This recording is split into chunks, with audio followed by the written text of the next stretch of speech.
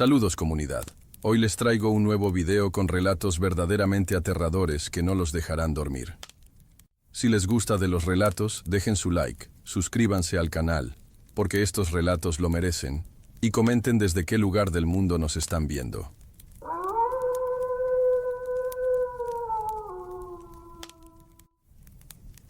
Éramos un grupo pequeño.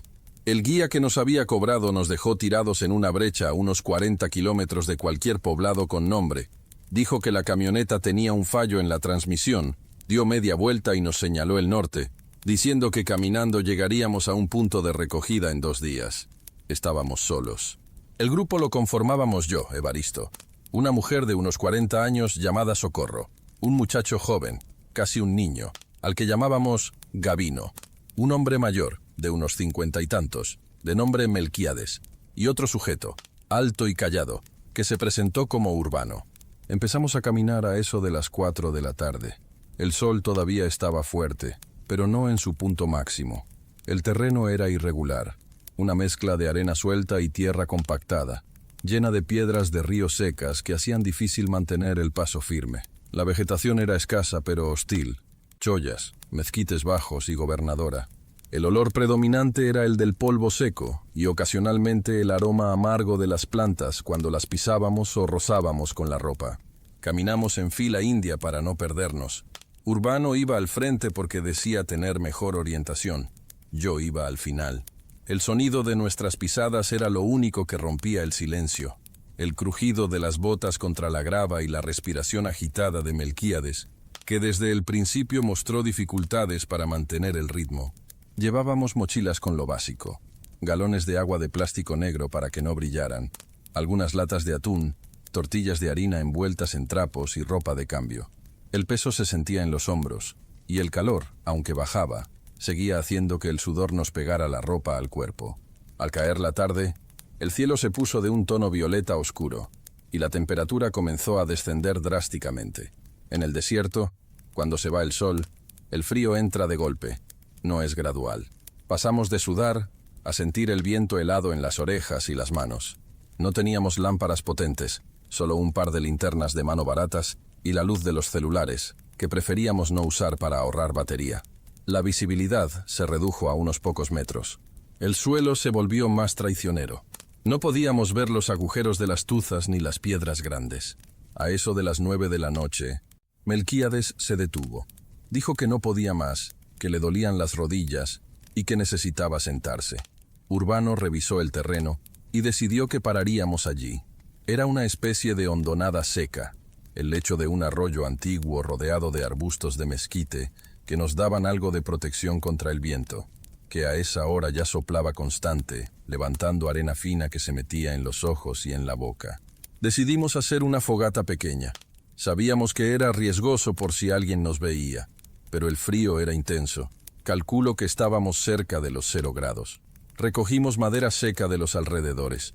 La madera del desierto, el palo fierro y el mezquite, arde lento y genera mucho calor, pero es difícil de prender. Tardamos unos 20 minutos en lograr una llama estable. Nos sentamos en círculo alrededor del fuego. La luz anaranjada iluminaba nuestras caras y proyectaba sombras largas y distorsionadas contra los arbustos secos. Comimos en silencio. Socorro repartió unas galletas saladas y abrimos 2 latas de frijoles que compartimos fríos. El agua de los galones sabía a plástico caliente. Nadie tenía ganas de hablar. El ambiente era pesado, no por algo sobrenatural en ese momento, sino por el cansancio físico y la incertidumbre de la ruta. Solo se escuchaba el crepitar de la madera y el viento silbando entre las ramas secas. Serían las 11 de la noche cuando ocurrió el primer evento. Estábamos todos despiertos, acomodando las mochilas para usarlas de almohadas. Gabino, el muchacho, estaba mirando hacia la oscuridad, fuera del círculo de luz de la fogata. De repente, se tensó. No gritó, solo se quedó rígido y señaló con la barbilla hacia un grupo de saguaros a unos 30 metros de nosotros. «¡Hay alguien ahí!», dijo en voz baja, muy neutra. Todos nos giramos. Al principio no vi nada. Mis ojos estaban acostumbrados a la luz del fuego y la oscuridad exterior parecía una pared negra. Urbano sacó su linterna, una de esas de LED con luz blanca, y apuntó hacia donde decía Gavino.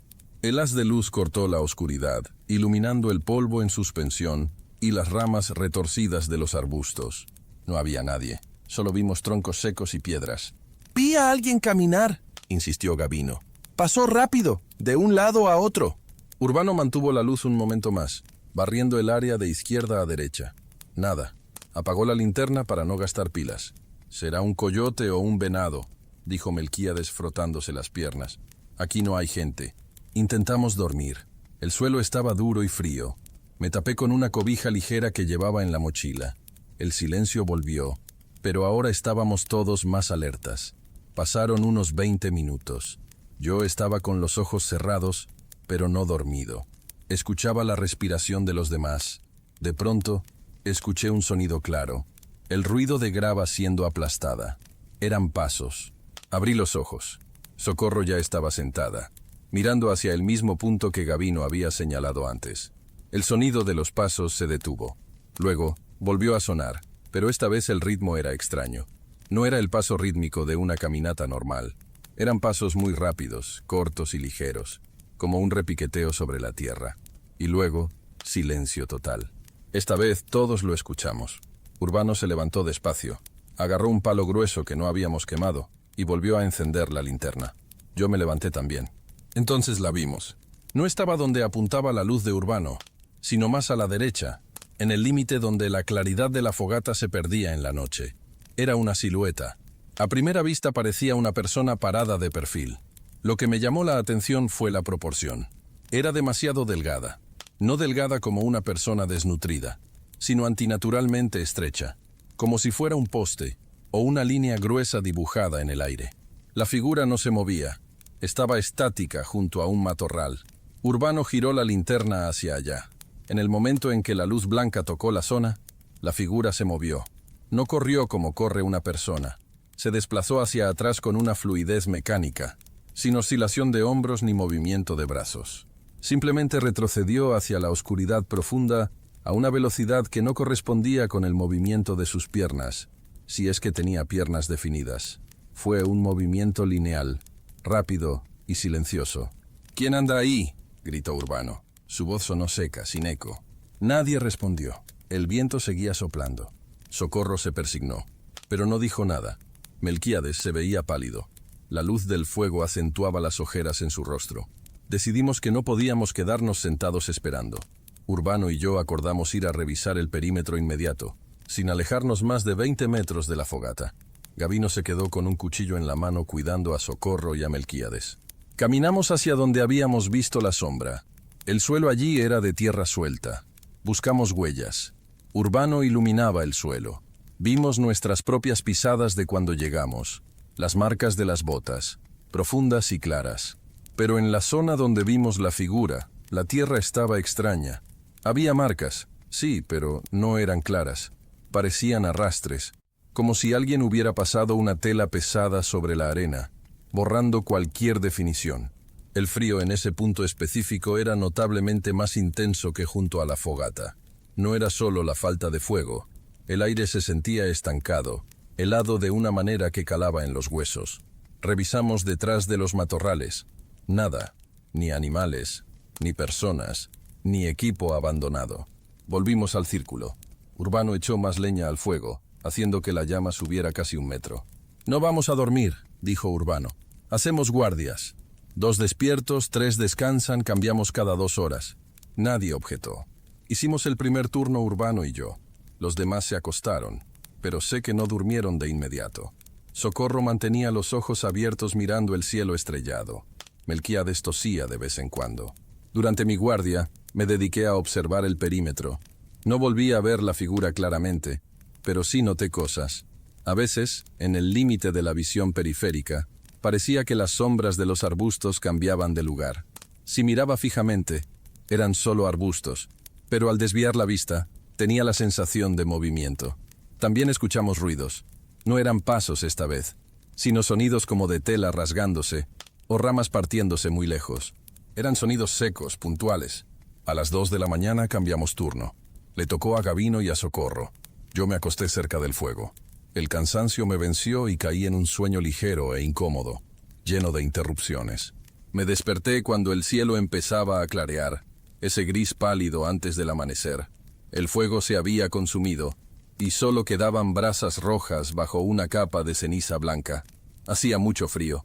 Me senté y me froté los brazos. Urbano ya estaba despierto, atándose las botas.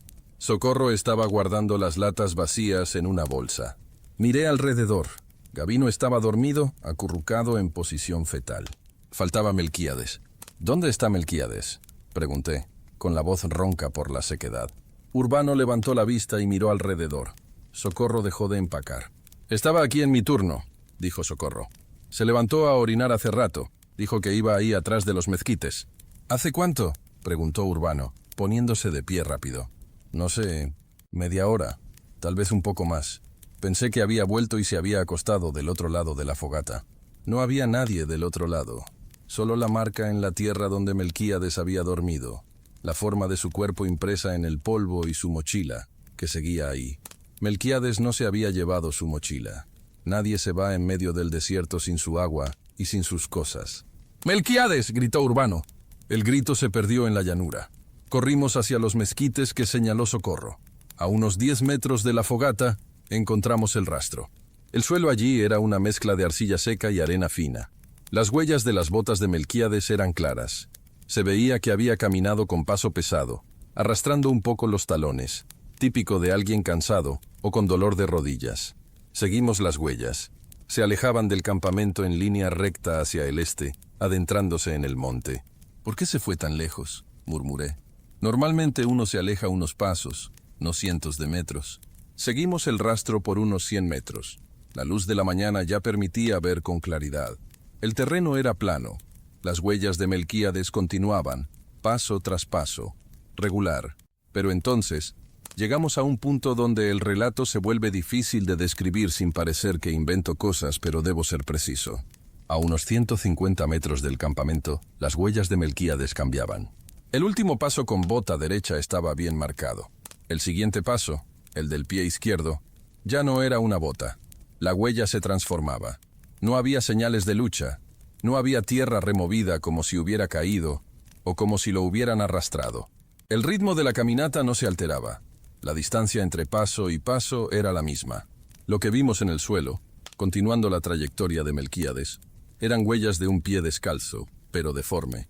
Los dedos eran demasiado largos y delgados, y el talón era muy estrecho. Caminamos siguiendo esas marcas unos 10 metros más. Luego las huellas cambiaron de nuevo. Ahora eran pezuñas, pequeñas, como de cabra o de jabalí pequeño, pero bípedas. La distancia entre las huellas aumentó, como si la cosa que caminaba hubiera empezado a correr o a dar zancadas largas. Urbano se detuvo en seco y miró hacia el horizonte. No había nada, solo desierto, arbustos y vacío hasta donde alcanzaba la vista. «Aquí no hay nadie», dijo Urbano. Estaba pálido. Revisamos alrededor de las huellas buscando sangre, ropa rasgada, alguna señal de ataque animal. Nada. Era como si Melquíades simplemente hubiera cambiado de forma mientras caminaba, o como si algo hubiera ocupado su lugar sin interrumpir el paso. «Tenemos que buscarlo», dijo Gabino, que nos había alcanzado. Estaba temblando. «Mira esto», le señaló Urbano al suelo. Gabino miró las huellas de pezuña. Se quedó callado. Gritamos el nombre de Melquíades durante 1 hora. Hicimos un barrido en abanico, separándonos unos 20 metros uno del otro, avanzando hacia donde iban las huellas. El rastro de las pezuñas continuó por casi 1 kilómetro, y luego simplemente desapareció en un terreno de roca dura donde no quedaban marcas. Más adelante, volvía a haber arena, pero ya no había huellas de ningún tipo. Ni botas, ni pies, ni animales. El rastro se cortaba en seco.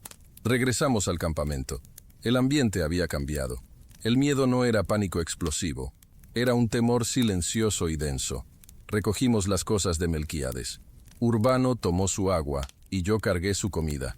Nadie propuso quedarse a buscar más tiempo. Sabíamos de una manera instintiva y pragmática que Melquíades ya no estaba allí.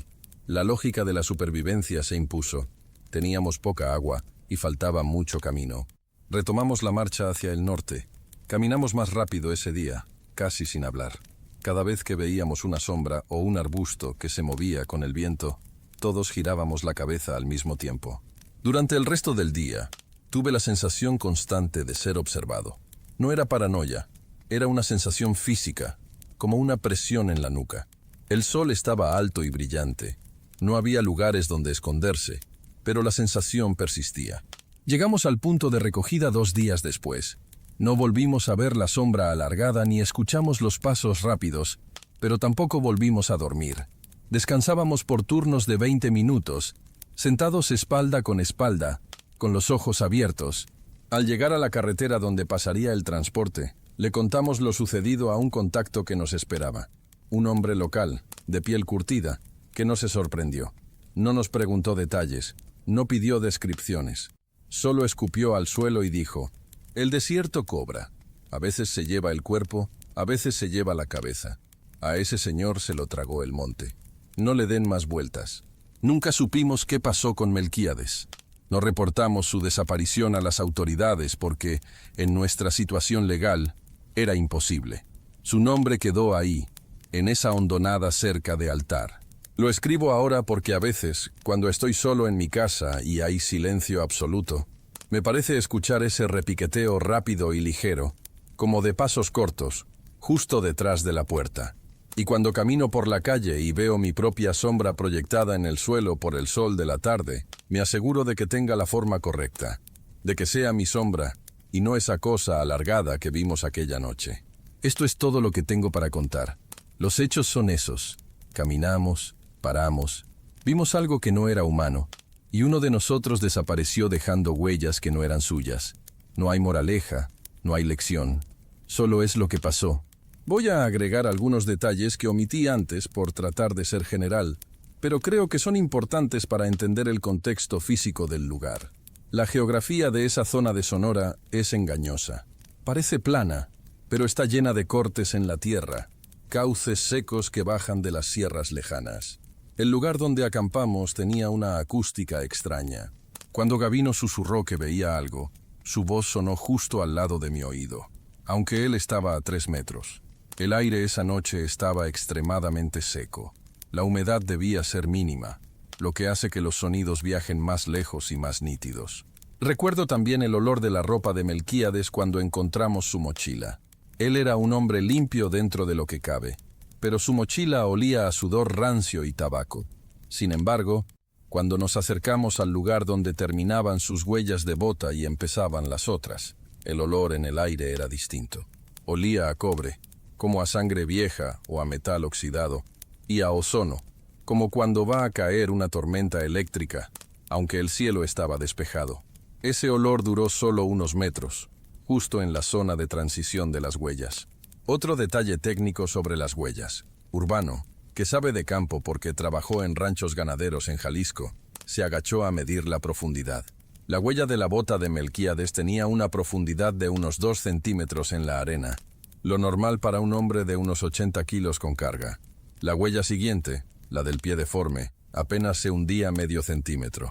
Lo que fuera que dio ese paso, o pesaba mucho menos, o no estaba apoyando todo su peso en el suelo, y las huellas de pezuña posteriores eran aún más superficiales. Apenas rozaban la superficie, como si la cosa estuviera casi levitando o corriendo a una velocidad tal que no daba tiempo a hundirse en la arena. La vegetación en esa zona específica donde desapareció también estaba alterada. Los arbustos de Gobernadora estaban secos, grises, quebradizos, a diferencia de los que estaban 100 metros atrás, que conservaban ese verde olivo oscuro típico.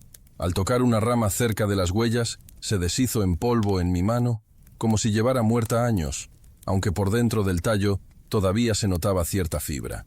Esa noche, antes de que Melquíades se levantara, recuerdo que tuvo una conversación breve con Socorro. Yo estaba medio dormido, pero escuché. «Se siente pesado», dijo Melquíades. «Es el cansancio, don Melquíades», respondió ella. «No, no es el cuerpo, es el aire. Pesa, como si hubiera mucha gente aquí parada alrededor de nosotros». Socorro no le contestó y él no dijo más. Fue lo último que le escuché decir antes de que se levantara para no volver.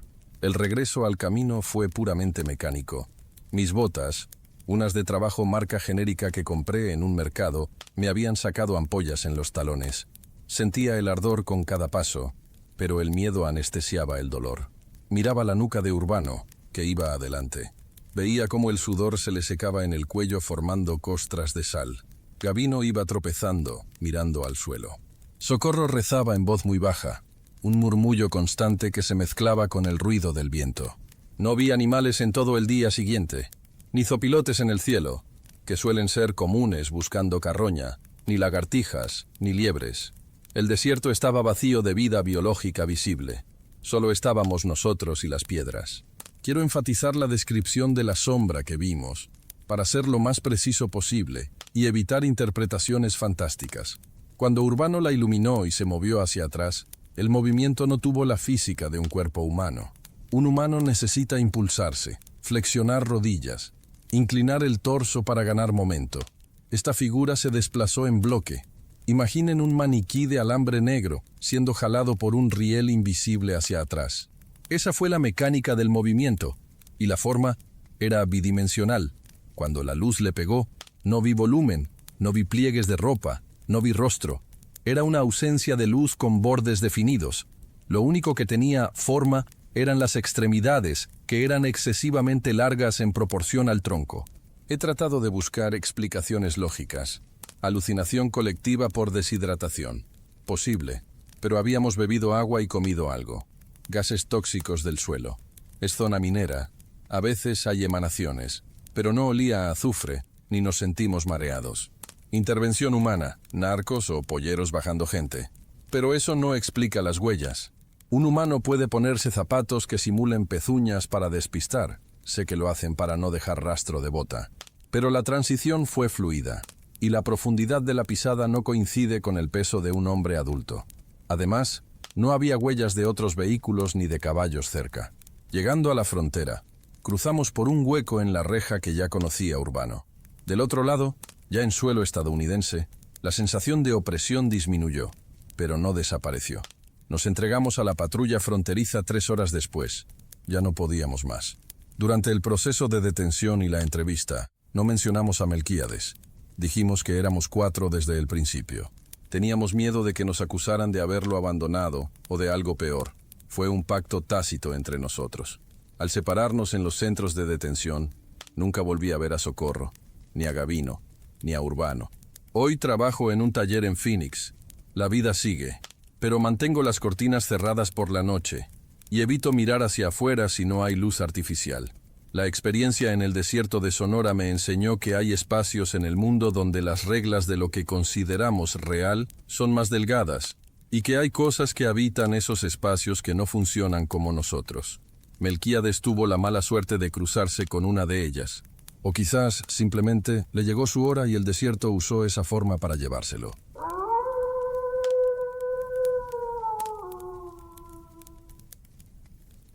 La situación económica en mi pueblo no era buena, y decidí que tenía que intentar cruzar para trabajar un tiempo y mandar dinero. Contacté a una persona en una ciudad fronteriza, un hombre que se hacía llamar El Gato, aunque supongo que no era su nombre real. El acuerdo era pagar una cantidad inicial para el traslado y el resto al llegar al destino final en Estados Unidos. Todo parecía el procedimiento estándar para estos casos. Éramos un grupo de unas 15 personas. Había de todo. Gente joven, un par de mujeres mayores, algunos hombres de mediana edad como yo. No hablábamos mucho entre nosotros. La instrucción era mantener un perfil bajo y no llamar la atención. Nos citaron en un estacionamiento de un supermercado poco antes de que oscureciera. Allí nos recogió una camioneta tipo van, blanca, bastante vieja. Tenía los vidrios polarizados muy oscuros, y por dentro olía a una mezcla de aceite de motor quemado y sudor seco. Nos acomodamos como pudimos, apretados en las bancas traseras. El conductor era un tipo joven, delgado, que mascaba chicle ruidosamente, y no nos dirigió la palabra. Otro hombre iba de copiloto, más robusto, revisando un teléfono celular constantemente. El viaje comenzó por carreteras asfaltadas, pero después de 1 hora o 2, nos desviamos hacia caminos de tierra. El movimiento de la camioneta se volvió brusco. Sentíamos cada bache y cada piedra en la suspensión gastada. No había aire acondicionado, y el calor dentro del vehículo empezó a subir, a pesar de que afuera ya era de noche. El aire se sentía pesado y húmedo por la respiración de tanta gente junta. Solo se escuchaba el rugido del motor y el crujido de la carrocería metálica. Pasaron varias horas. Perdí la noción del tiempo porque nos quitaron los teléfonos celulares antes de subir, según dijeron por seguridad, para evitar rastreos. Solo veía la oscuridad total a través de las rendijas de las ventanas polarizadas, interrumpida ocasionalmente por la luz de los faros iluminando cactus y arbustos secos al costado del camino. El polvo se filtraba por las juntas de las puertas, dejándonos una capa fina de tierra en la piel y en la boca. Alrededor de la medianoche, la camioneta redujo la velocidad y giró bruscamente hacia un camino aún más estrecho. Las ramas de los arbustos golpeaban los costados del vehículo. Finalmente, nos detuvimos frente a una estructura grande y oscura. Al bajar, el aire frío del desierto nos golpeó. Mis piernas estaban entumecidas por la posición y el largo viaje. La única iluminación provenía de los faros de la camioneta, que apuntaban hacia la fachada de lo que parecía un rancho abandonado. Las paredes eran de adobe y ladrillo, con el enjarre cayéndose a pedazos en varias zonas. El techo era de lámina en algunas partes y de vigas de madera expuestas en otras. No había ventanas con vidrios, solo huecos oscuros en las paredes. El lugar olía a tierra seca, estiércol de ganado viejo y humedad estancada. Los dos hombres que nos trajeron nos indicaron con gestos secos que entráramos. El hombre robusto sacó una linterna potente y alumbró el camino hacia la puerta principal, que era una tabla de madera gruesa, sostenida por bisagras oxidadas. Entramos en una sala grande, que probablemente había sido un granero o un almacén. El piso era de cemento, sucio y manchado de grasa. Había restos de paja y basura acumulada en las esquinas. No había muebles, solo unas cuantas llantas viejas apiladas y bidones de plástico vacíos. El hombre de la linterna se paró en el centro y nos alumbró la cara uno por uno. El conductor se quedó en la puerta, bloqueando la salida. El ambiente cambió en ese momento. La actitud transaccional que habían tenido hasta entonces desapareció. El hombre robusto nos dijo, con voz plana y sin levantar el tono, que había un cambio de planes. Dijo que la ruta estaba caliente y que necesitaban más dinero para asegurar el paso con la gente que controlaba esa zona. Mencionó una cifra en dólares por persona, una cantidad alta que ninguno de nosotros tenía en efectivo en ese momento. Hubo murmullos. Una de las mujeres mayores empezó a decir que ya habíamos pagado lo acordado, que no teníamos más. Un hombre joven intentó explicar que su familia pagaría al llegar. El hombre de la linterna no discutió. Simplemente dijo que esas eran las condiciones. Si no pagábamos, no nos movíamos de ahí. Nos ordenaron sentarnos en el suelo, pegados a una de las paredes largas del galerón. El piso de cemento estaba frío y húmedo. Nos sentamos en fila, hombro con hombro. El hombre robusto nos dijo que teníamos hasta el amanecer para conseguir el dinero, que viéramos cómo le hacíamos para contactar a nuestras familias, pero seguían teniendo nuestros teléfonos. Cuando alguien mencionó eso, el hombre solo se rió secamente y dijo que ellos harían las llamadas por nosotros si era necesario, pero que primero teníamos que cooperar. Luego, sin más explicaciones, los dos hombres salieron del galerón. Escuchamos el sonido pesado de la puerta de madera cerrándose, seguido por el ruido metálico e inconfundible de un cerrojo grande o una cadena siendo colocada por fuera. Luego, el sonido de un candado cerrándose. Nos quedamos a oscuras, salvo por la poca luz de luna que entraba por los huecos de las ventanas altas y una rendija debajo de la puerta. El silencio que siguió fue absoluto durante unos minutos. Luego, la gente empezó a susurrar. Había miedo, pero sobre todo confusión y una sensación de impotencia. Nadie se levantó para intentar forzar la puerta. Sabíamos que era inútil y que probablemente estaban armados afuera. Intenté acomodarme en el suelo duro. El frío empezaba a calar a través de mi ropa. No tenía chamarra gruesa, solo una sudadera ligera. Me abracé las rodillas para conservar algo de calor. El olor del lugar era penetrante. Era un olor rancio, como a animales muertos hace tiempo, y polvo acumulado durante décadas. Mis ojos se acostumbraron lentamente a la penumbra. Podía distinguir las formas de las vigas del techo y las siluetas de las otras personas sentadas a mi lado. A mi izquierda estaba una de las mujeres mayores, que rezaba en voz muy baja, casi imperceptible. A mi derecha, un hombre de unos 30 años que olía fuertemente a tabaco y sudor nervioso. Pasó una hora, tal vez 2. El tiempo se medía por el entumecimiento creciente del cuerpo y el frío que aumentaba. De repente, escuchamos el sonido de otro vehículo acercándose afuera. Era un motor más potente, tal vez una camioneta grande de diésel. Vimos las luces barrer las paredes exteriores a través de los huecos de las ventanas. El vehículo se detuvo cerca de la puerta. Escuchamos portazos y voces. Eran voces de hombres, hablando en tono bajo pero firme. No podíamos entender lo que decían. Luego, escuchamos el ruido de la cadena y el candado en la puerta. La puerta se abrió de golpe y la luz de varias linternas potentes nos cegó. Eran 3 hombres nuevos, además de los 2 que nos habían traído. Estos nuevos iban mejor vestidos, con botas limpias y ropa táctica oscura. Algunos llevaban armas largas colgadas del hombro, apenas visibles en la penumbra detrás de los haces de luz. Uno de los recién llegados, un hombre alto y calvo, tomó la palabra. Su voz era ronca. Repitió la exigencia del dinero. Dijo que estábamos en su territorio y que nadie pasaba sin pagar la cuota. Caminó a lo largo de la fila, alumbrándonos la cara de nuevo, deteniéndose unos segundos en cada uno. Sentí el calor de la luz en mis párpados cerrados cuando pasó frente a mí. El hombre calvo señaló a 2 personas del grupo al azar.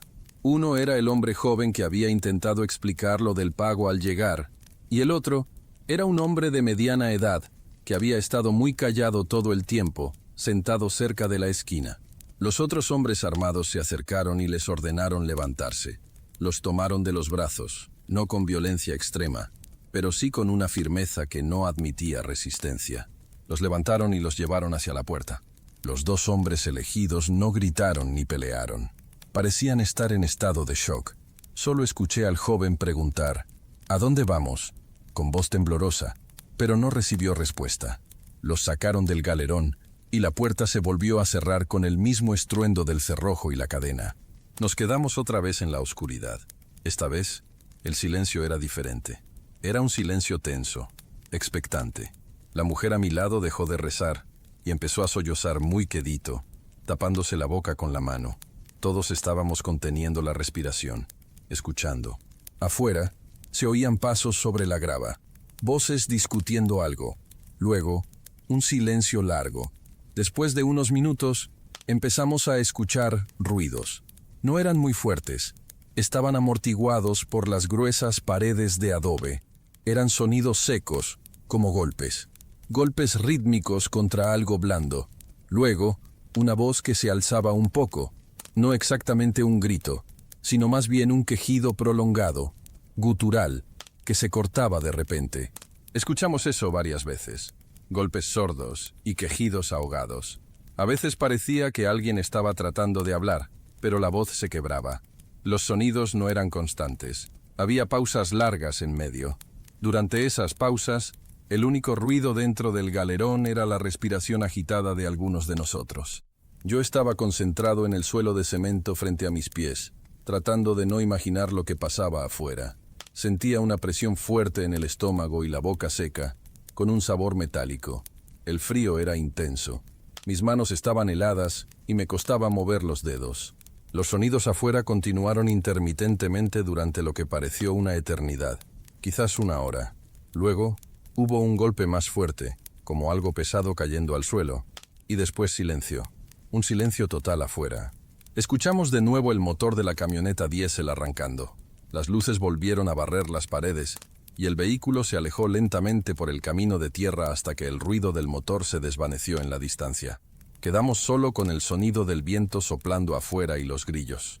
El resto de la noche lo pasamos en esa posición, sentados contra la pared. Nadie durmió. Nadie habló. La tensión era física.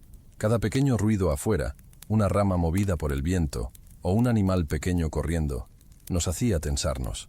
El olor a humedad y polvo se sentía más fuerte. Se pegaba a la garganta. Mis músculos estaban rígidos por el frío y la inmovilidad. Cuando empezó a aclarar, la luz gris del amanecer entró por los huecos de las ventanas, revelando el interior del galerón con más detalle.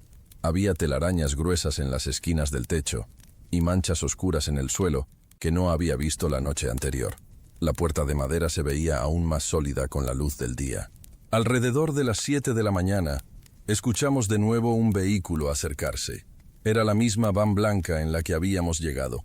Se detuvo frente a la puerta. Escuchamos el ruido de la cadena y el candado siendo retirados. La puerta se abrió y entró la luz del sol de la mañana, que era brillante pero no calentaba. Entraron el conductor joven y el hombre robusto de la noche anterior. Se veían tranquilos, como si fuera un día normal de trabajo. El hombre robusto traía una bolsa de plástico con botellas de agua y unos paquetes de galletas saladas. Nos las tiró al suelo, en el centro del galerón. Nos ordenaron levantarnos. Mis piernas estaban tan entumecidas que me costó trabajo ponerme de pie. Nos dijeron que saliéramos en fila. Al salir, la luz del sol me lastimó los ojos. El aire afuera era frío y seco. Miré alrededor. Era un rancho grande, en medio de la nada. Solo había matorrales, cactus y tierra hasta el horizonte. No se veía ninguna otra construcción, ni carretera principal, ni postes de luz. Busqué con la mirada a los dos hombres que se habían llevado en la noche. No estaban. No había rastro de ellos. Tampoco vi señales de lucha en el suelo de tierra frente al galerón, aunque la tierra estaba muy pisada por las llantas de los vehículos y las botas. El hombre robusto se paró frente a nosotros antes de que subiéramos a la camioneta. Nos miró a todos, una mirada fría y directa. Dijo, con la misma voz plana, «Ya saben cómo funciona esto. Ustedes tuvieron suerte. El viaje sigue, pero escuchen bien. De aquí no vieron nada, no oyeron nada y no pasó nada. Si alguien abre la boca, sabemos quiénes son y dónde están sus familias. No digan nada». Nadie respondió. Subimos a la camioneta en silencio. El espacio que habían ocupado los dos hombres ausentes se notaba. Éramos menos, y el ambiente dentro del vehículo era aún más pesado que el día anterior. El conductor arrancó y tomamos el camino de tierra de regreso, alejándonos del rancho abandonado. El olor a polvo y aceite quemado volvió a llenar la camioneta. El viaje continuó hacia el norte, como si esa noche en el rancho no hubiera existido. Pero sabíamos que faltaban dos, y sabíamos que no podíamos preguntar. Solo seguimos adelante, mirando el paisaje desértico pasar a través de los vidrios oscuros.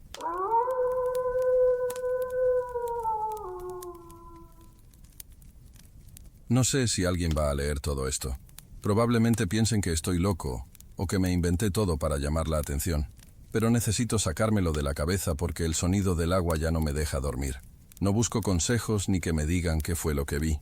Solo quiero contarlo tal cual pasó, sin adornos. Porque la imagen de esa noche se me ha quedado grabada en la retina como una quemadura de cigarrillo. Todo esto pasó hace unos 8 meses. Yo estaba en Piedras Negras, intentando cruzar al otro lado. No voy a dar mis razones. Cada uno tiene su infierno personal, y el mío me empujaba hacia el norte. Llevaba semanas varado allí, en un motel de mala muerte que olía a humedad y a desinfectante barato, esperando el momento justo. El pollero, un tipo al que llamaremos Evaristo, un nombre que no le pegaba nada porque tenía cara de perro apaleado y manos de carnicero, nos dijo que la cosa estaba caliente, que la migra estaba usando drones y sensores nuevos, y que teníamos que cruzar por una zona más alejada, un recodo del río Bravo que, según él, era traicionero pero estaba menos vigilado. Éramos un grupo pequeño, 5 personas, yo, 2 hermanos hondureños que no hablaban con nadie, y una familia joven. Esa familia, joder, aún me duele pensar en ellos. No eran los típicos que ves en las noticias. Se notaba que habían tenido una vida decente antes de que todo se fuera al carajo. El esposo se llamaba Jairo. Era un tipo alto, fibroso, con esa mirada alerta de quien lleva demasiado tiempo cuidando la espalda de los suyos. Su mujer, una chica llamada Isolde, tenía una belleza triste, de esas que parecen frágiles pero aguantan huracanes. Y llevaban un niño, Bastian. No tendría más de 3 años. Un chiquillo de ojos enormes que se pasaba el día abrazado a la pierna de su madre. La noche que Evaristo eligió para el cruce, el aire estaba espeso. No sé cómo explicarlo, pero en esos lugares, el calor no solo se siente en la piel, se te mete en los pulmones. Eran las 2 de la mañana, y el cielo estaba nublado, lo cual era bueno para escondernos, pero malo para ver dónde pisábamos. Nos subimos a una camioneta vieja que sonaba como si fuera a desarmarse en cada bache y rodamos por caminos de tierra durante casi 1 hora. El polvo entraba por las ventanas cerradas, te llenaba la boca de sabor a tierra seca. Nadie hablaba. Solo se escuchaba el motor y la respiración agitada de Isolde, que intentaba calmar al niño susurrándole cosas al oído. Cuando nos bajamos, El silencio del monte era absoluto, demasiado absoluto. No se escuchaban grillos, ni aves nocturnas, ni el viento moviendo los mezquites. Solo nuestras pisadas crujiendo sobre la hierba seca y las ramas muertas. Evaristo nos hizo señas para que nos agacháramos y empezamos a caminar hacia la orilla. El olor del río nos golpeó antes de verlo. No olía a agua fresca, olía a cieno, a pescado podrido y a algo más. Un olor dulzón, como a flores viejas dejadas en un cementerio. Me dio náuseas, pero me tragué el vómito y seguí caminando. Llegamos a la orilla. El río se veía negro, como una mancha de aceite moviéndose lenta, pesada. No parecía agua, parecía brea. Evaristo miró su reloj y luego al otro lado. «Rápido», susurró. «La corriente aquí engaña. No se suelten. Formen una cadena». Jairo iba primero. Isolde iba detrás de él con Bastian atado a su pecho con un rebozo apretado, asegurándose de que la cabeza del niño quedara alta. Yo iba detrás de ella, y los dos hermanos cerraban la fila. El agua estaba helada. Ese fue el primer shock. Afuera hacían 30 grados, pero el agua te cortaba la circulación en cuanto tocaba los tobillos. Entramos. El fondo era ladoso, resbaladizo. Cada paso era una lucha para no caer. El lodo te chupaba las botas, como si el río no quisiera que te fueras. Cuando el agua nos llegó a la cintura, la corriente empezó a empujar de verdad. No era violenta en la superficie. No se veían rápidos ni espuma blanca. Era una fuerza sorda, profunda, que te empujaba las piernas desde abajo, como si alguien invisible estuviera haciendo palanca. Jairo avanzaba con dificultad, tanteando el fondo con un palo que había recogido. «¡Está hondo!», gritó Jairo, su voz sonando extrañamente apagada, como si el río absorbiera el sonido. «Isolde, agárrate fuerte de mi cinturón». Yo iba concentrado en no resbalar, mirando la nuca de Isolde y la cabecita de Bastian, que estaba dormido o desmayado del miedo. No lo sé. Estábamos a mitad del río cuando la atmósfera cambió. De repente, sentí una presión en el aire, como cuando va a caer un rayo. Se me erizaron los pelos de los brazos. Miré a mi alrededor. El agua, que hasta ese momento fluía constante, pareció detenerse un segundo y luego vibrar. Fue entonces cuando Jairo se detuvo en seco. No se detuvo porque quiso. Se detuvo como si hubiera chocado contra una pared invisible.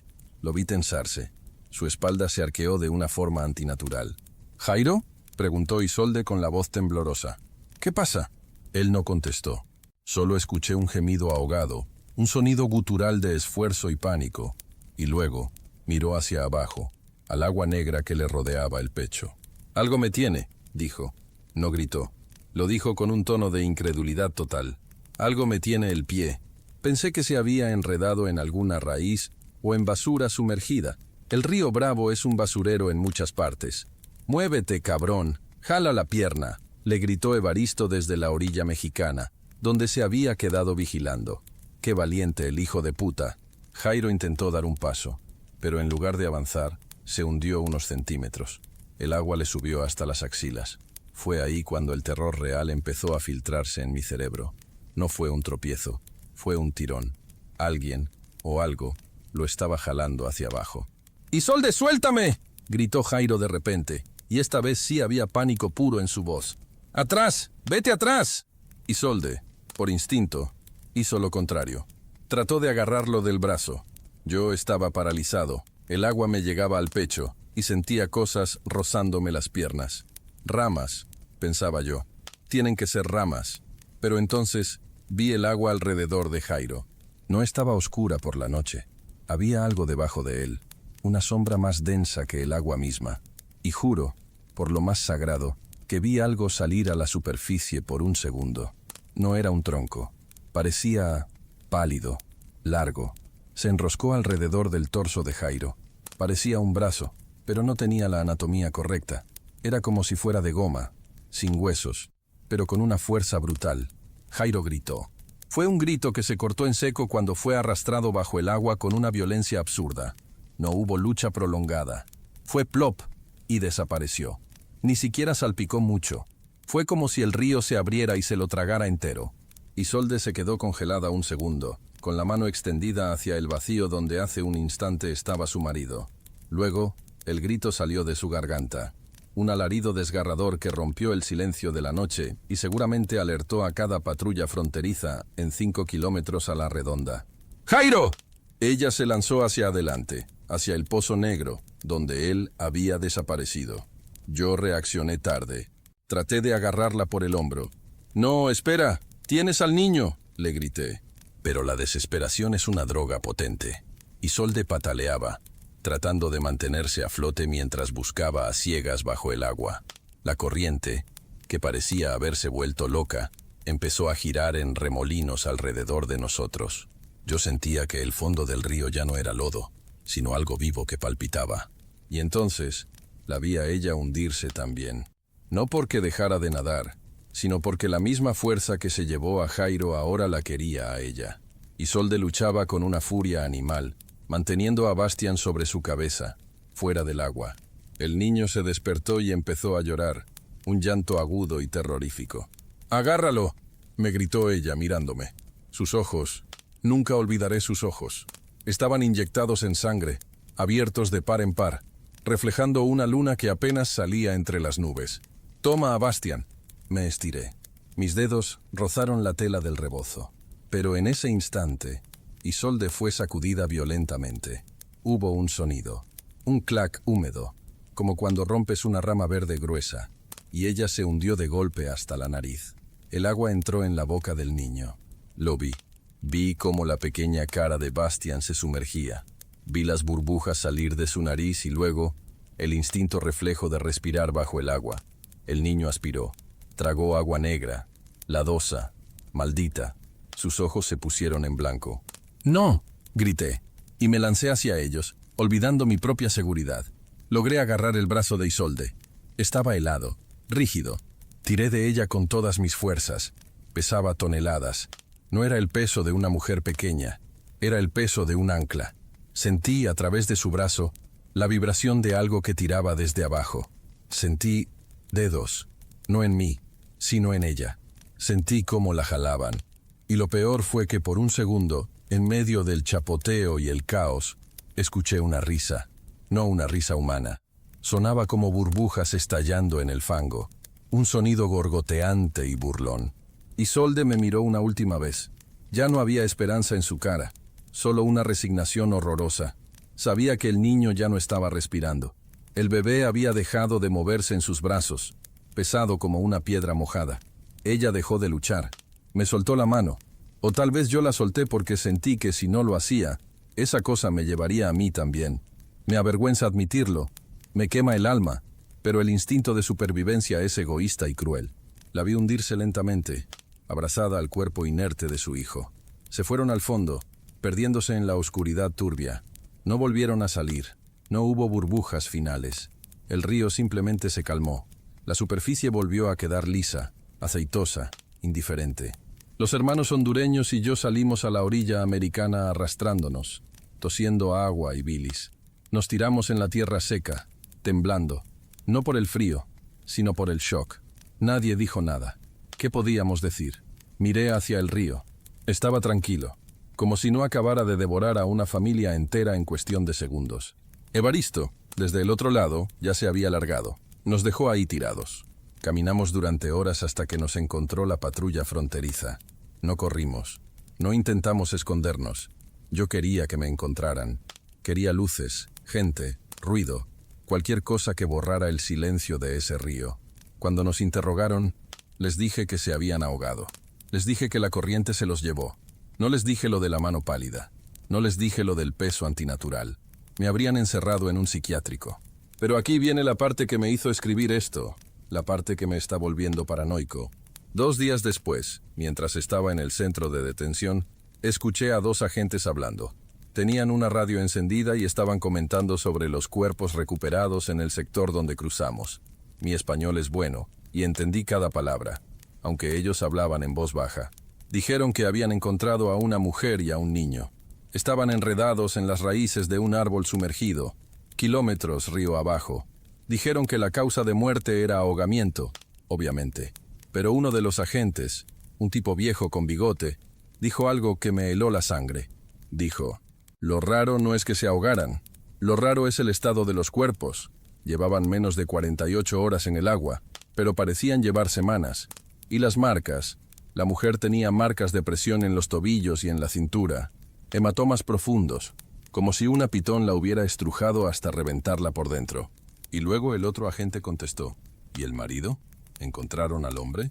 No, dijo el del bigote. Y eso es lo más jodido. Encontraron su ropa, solo su ropa. Pantalones, camisa, incluso los calzoncillos. Todo estaba en el fondo del río, cerca de donde encontraron a la mujer, pero sin cuerpo. Estaba todo abotonado y cerrado, como si el hombre se hubiera evaporado de adentro hacia afuera. Me soltaron hace unos meses. Estoy viviendo en San Antonio ahora, trabajando en la construcción. Intento hacer una vida normal, pero no puedo acercarme al agua. Ni siquiera puedo bañarme con la puerta cerrada, porque a veces, cuando estoy en la ducha y cierro los ojos para enjuagarme el champú, huelo ese olor a cieno y flores podridas. Y ayer fue el colmo. Estaba lavándome la cara en el lavabo, y por un segundo, el agua no se fue por el desagüe. Se quedó estancada, negra, y escuché ese sonido, ese gorgoteo, esa risita de burbujas estallando. Sé que algo vive en ese río, algo que no perdona, algo viejo y hambriento, que no solo quiere cuerpos, quiere el miedo, quiere la desesperación. Y tengo la terrible certeza de que, aunque crucé la frontera, una parte de mí se quedó allá abajo, en el lodo, atrapada con Isolde, Jairo y el pequeño Bastián. Y que, tarde o temprano, lo que sea que esté en el agua va a venir a cobrar el resto. Si tienen que cruzar, por favor, no lo hagan por el río, no de noche. Y si escuchan que el agua se calla de repente, corran. Corran sin mirar atrás.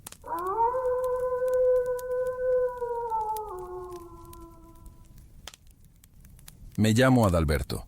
No soy escritor, ni activista, ni nada. Soy, o era, instalador de pisos en mi país. Salí de allá porque las cosas se pusieron feas con las pandillas y el cobro de renta. Ya saben la historia de siempre. No los voy a aburrir con eso. El punto es que terminé en México, varado en la frontera, esperando una cita de asilo que nunca llegaba. Me agarraron en una redada estúpida, cerca de un mercado mientras compraba saldo para el celular. No estaba haciendo nada malo, pero no tenía papeles en regla. Me subieron a una furgoneta blanca sin ventanas y me llevaron a ese lugar. No voy a decir el nombre exacto del centro de detención, aunque si buscan las noticias de hace un tiempo sabrán cuál es. Pero por mi seguridad y la poca cordura que me queda, prefiero no ser tan específico. Era un edificio administrativo viejo, de esos con techos altos de lámina y paredes de concreto que sudan cuando hace calor. Y hacía calor. Dios mío, el calor.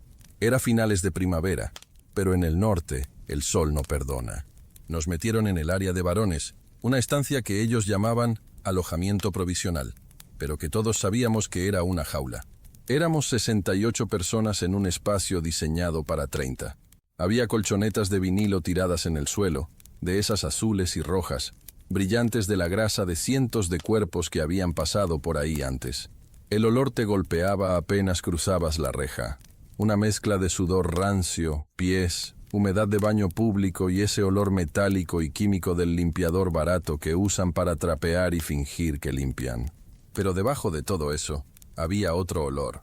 Un olor seco, como a polvo quemado, como cuando un cable eléctrico se está sobrecalentando dentro de una pared. Al principio pensé que era la instalación vieja del edificio. Los primeros 2 días fueron lo normal en esos sitios. Aburrimiento, miedo y hambre. Nos daban 2 comidas al día. Unos sándwiches de jamón que ya venían con el pan duro y una botella de agua tibia. Hice amistad con un chico de Honduras, un tal Eleazar, muy joven. No tendría ni 20 años. El chico estaba aterrorizado. Me decía que escuchaba cosas en las noches. Don Adalberto me susurraba cuando apagaban las luces principales y solo quedaba esa luz de emergencia verdosa y zumbona. Las paredes suenan. Yo le decía que eran las tuberías, que el edificio era viejo. Pero Eleazar insistía. No, no es agua. Es como si rascaran, como si hubiera gente adentro del concreto queriendo salir.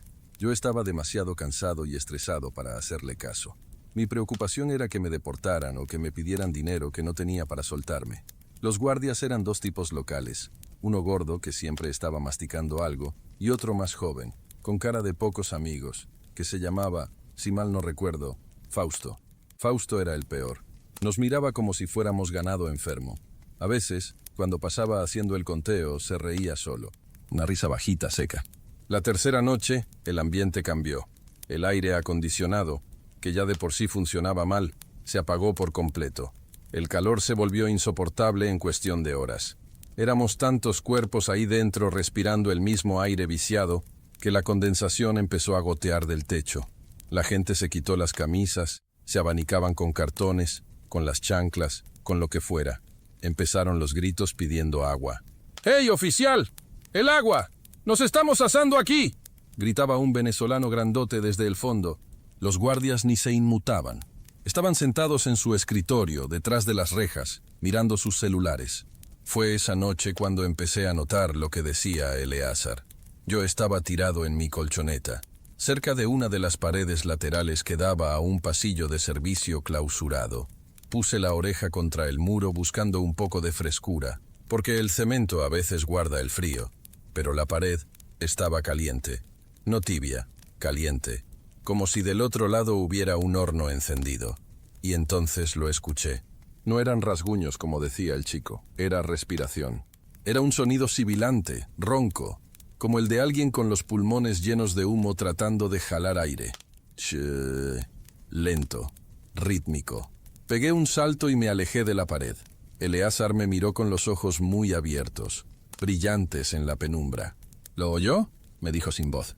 Asentí, sintiendo un escalofrío que no tenía nada que ver con el frío. Me dije a mí mismo que era sugestión. El calor nos estaba volviendo locos. La deshidratación te hace alucinar, eso dicen. Traté de dormir, pero esa noche soñé con fuego. Soñé que mi piel se derretía como cera y se pegaba a la colchoneta de vinilo, y que Fausto, el guardia, me miraba desde la reja sonriendo, pero en lugar de dientes tenía carbones encendidos. Al día siguiente, la tensión era palpable. Nadie había dormido bien. El olor a quemado, ese olor sutil del principio, ahora era más fuerte. Olía a azufre, a cerillos recién apagados. Le preguntamos a los guardias si algo se estaba quemando en la cocina o afuera. «Están locos, pinches migrantes», dijo el gordo. «Es el olor de su propia mugre. Báñense si no les gusta». Pero no había agua en las duchas. Habían cortado el suministro por mantenimiento. La sed empezó a convertirse en desesperación. Un grupo de muchachos, los más jóvenes y bravos, empezaron a organizar una protesta. Querían golpear las rejas, hacer ruido, exigir que viniera Derechos Humanos o alguien de migración con rango. Yo me mantuve al margen. Tenía un mal presentimiento. No era miedo a la represión, era algo más instintivo, como cuando un animal sabe que viene una tormenta. Observaba las esquinas de la celda, allá arriba, donde el techo se junta con las paredes. Las sombras parecían más densas de lo normal. No sé cómo explicarlo sin sonar como un loco, pero las sombras no se quedaban quietas. Se movían, se estiraban como aceite negro. Y el calor seguía subiendo. A eso de las 5 de la tarde, trajeron la comida. Pan con frijoles fríos. Algunos lo tiraron al suelo. El venezolano que había gritado antes, un tipo llamado Valerio, se puso a discutir con Fausto a través de los barrotes. «¡Queremos agua! ¡Abran la puerta o la vamos a tumbar!», gritó Valerio. Fausto solo se rió y le dio un sorbo a su refresco de cola, bien frío, sudando gotas de agua por el envase, justo en nuestra cara. «Si no se calman les va a ir peor», dijo Fausto. «Y de aquí no sale nadie hasta que yo diga». Cuando se fue, Valerio volteó hacia nosotros. Tenía los ojos inyectados de sangre, la cara brillante de sudor. «Hay que hacer algo», dijo. «Si no hacemos algo, nos van a dejar morir aquí cocinados». La idea de quemar las colchonetas surgió de la nada. Alguien dijo que si hacíamos humo, tendrían que abrir las puertas por protocolo de seguridad, que vendrían los bomberos, que saldríamos a los patios. Parecía lógico dentro de la desesperación. Una medida extrema para una situación extrema. Yo traté de disuadirlos. «No, muchachos, eso es peligroso. El material de esas colchonetas es tóxico. Se prende muy rápido», les dije. Había trabajado en construcción. Sabía lo que el poliuretano y el plástico hacen cuando se queman. Es napalm casero, pero nadie escuchaba. La histeria colectiva es una fuerza poderosa.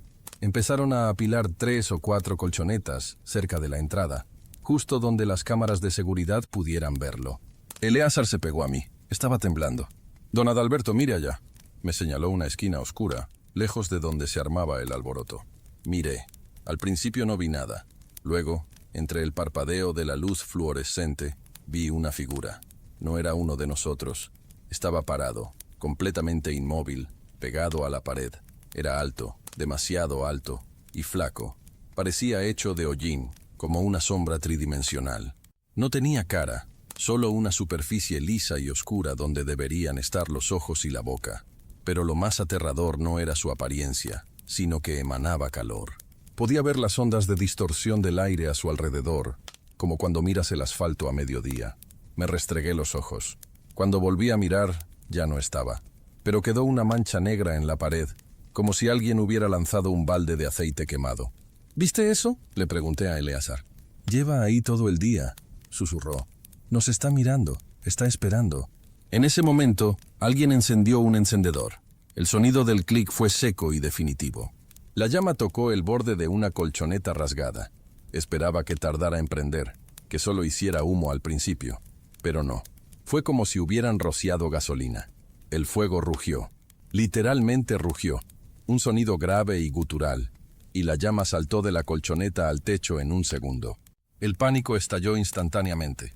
¡Fuego! ¡Abran! ¡Abran! Empezaron a gritar todos, corriendo hacia la reja.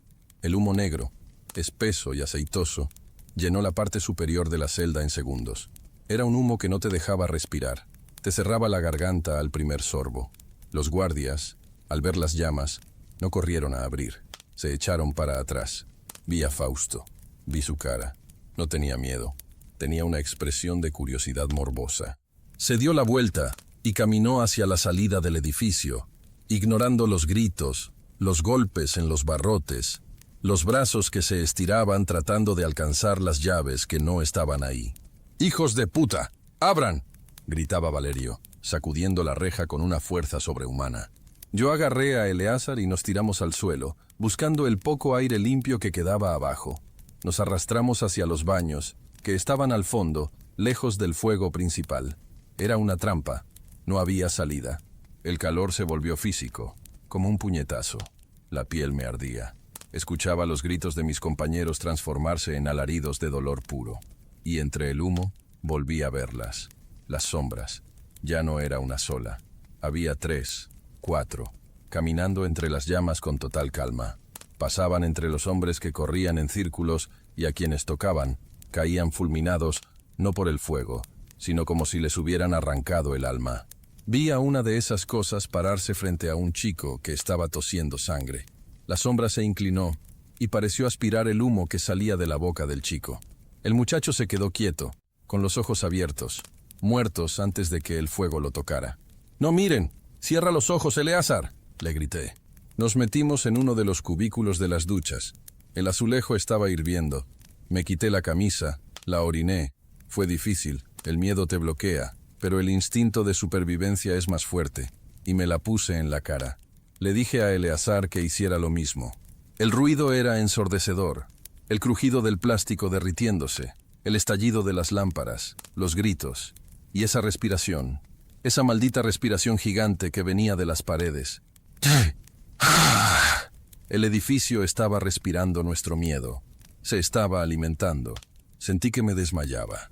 El monóxido de carbono es traicionero, te da sueño, te hace sentir pesado. Recuerdo pensar en mi mamá, en mi pueblo, en lo estúpido que era morir así, como una rata en una caja, lejos de todo.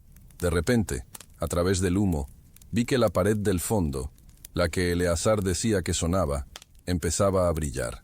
No por el fuego de adentro, sino con una luz roja propia. El concreto se agrietó, y por un segundo, juro por mi vida, vi que la grieta no daba al exterior, daba a un lugar oscuro, infinito, donde se movían cosas enormes. Escuché voces, no gritos de dolor, sino susurros. Miles de susurros en un idioma que no reconocí, pero que sonaba antiguo y lleno de odio. «Entréguenlos, ya son nuestros, el pago está hecho». ¿Quién hablaba? ¿Las sombras? ¿El fuego? Eleazar me agarró el brazo con tanta fuerza que me clavó las uñas. «¡Están entrando!», gritó. Miré hacia la nube de humo negro que se acercaba. Entre la humareda se formaron rostros. Rostros de gente sufriendo, bocas abiertas en un grito eterno. Se abalanzaron sobre nosotros. Sentí un frío helado en medio del infierno. Unos dedos gélidos me tocaron el tobillo. Pataleé. Grité. Y entonces el agua.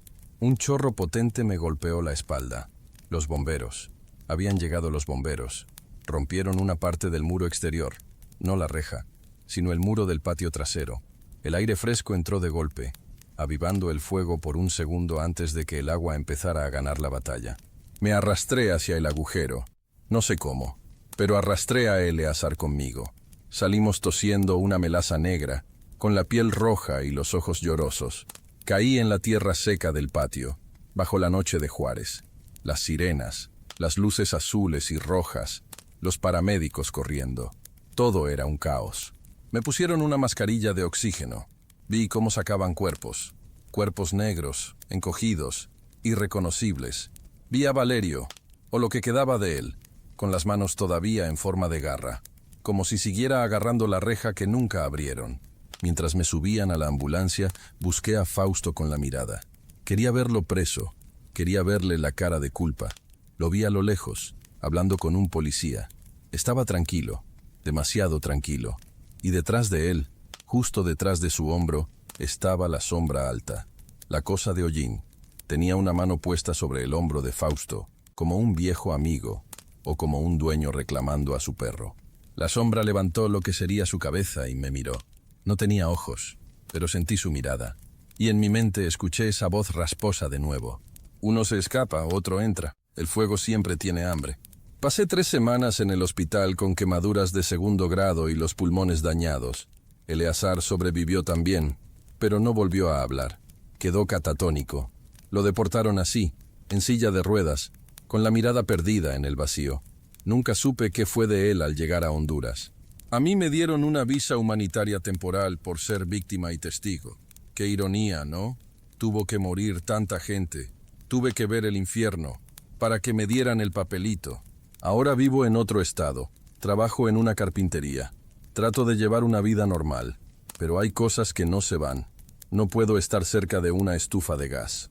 No soporto el olor a carne asada. Y lo peor es en las noches. Vivo en un departamento pequeño. A veces, cuando todo está en silencio, pongo la oreja en la pared y lo escucho. Muy bajito, muy lejos, pero está ahí. El sonido de algo rascando el concreto desde adentro. El sonido de una respiración lenta y caliente. Y sé que no importa a dónde vaya, ni qué tan lejos corra. Esa cárcel no era solo un edificio en Juárez. Esa cárcel es algo que se te mete dentro. Y a veces, cuando me miro al espejo y hay poca luz, veo por el rabillo del ojo una mancha de hollín detrás de mí, esperando el momento adecuado, esperando la próxima chispa. Dicen que fue negligencia, que los guardias perdieron las llaves, que fue un accidente trágico. Pero yo sé la verdad.